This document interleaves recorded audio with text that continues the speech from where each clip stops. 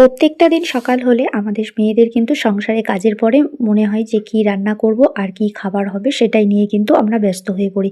কে কি খেতে পছন্দ করে, কে কি খাবে সেটাই নিয়ে কিন্তু আমরা খুব ব্যস্ত থাকি।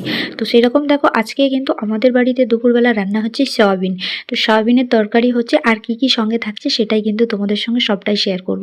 কারণ আমরা কিন্তু আমাদের রুটিন অনুযায়ী সবসময় কাজ করি আর কে কি খাবে না খাবে সেইগুলোই কিন্তু নিয়ম মেনে আমরা চাই যে সবাই তো চাই যে যারা একটু ভালো করে রান্না করি, একটু ভালো কিছু করি, সবাই যাতে করে মুখে দিতে পারে।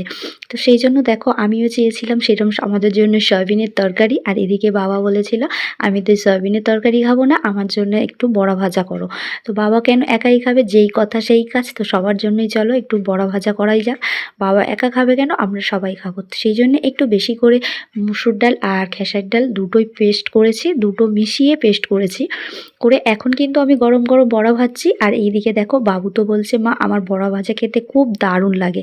তো ওকেও আমি গোটা কত দিয়ে দিলাম আর বাবাকেও দিয়ে দিলাম। ওরা দাদু নাতু এদিকে বড়া ভাজা খাবে বলে বাটি নিয়ে হাজির। তো ওদেরকে বড়া ভাজাগুলো আগে তুলে দিয়েছি।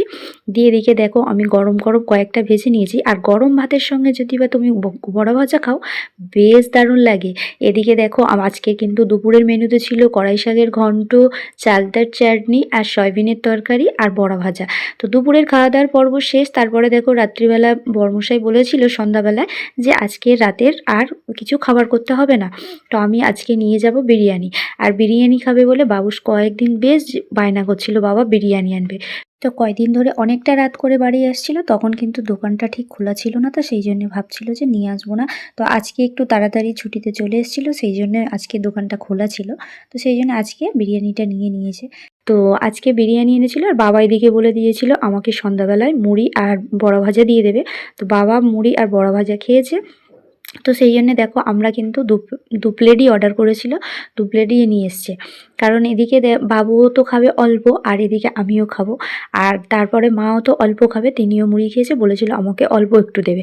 আর বাবা কেন জানি না বয়স্করা এই বিরিয়ানিটা একদম অ্যাভয়েড করে চলে। তো যাই হোক আমরা এই 3 জনেই খাবো, বাবাকে তো একদমই উনি বলে দিয়েছে খাবে না। আর এদিকে দেখো আয়ুষ লেগ পিসটা পেয়ে কত খুশি।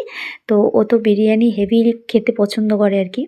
তো ও কিন্তু অতটা নিয়ে যে খাবে না, আমরা মা ছেলে দুজন মিলে এই বিরিয়ানিটা খাবো। আর ওদিক থেকে দেখো বরমশাইয়ের থেকে মা ও শাশুড়ি মাকে অল্পটা তুলে দিয়েছি।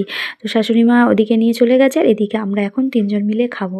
আজকের মিনি ব্লগটা কেমন লাগলো অবশ্যই কমেন্ট করে জানাবে। নেক্সট বারে দেখা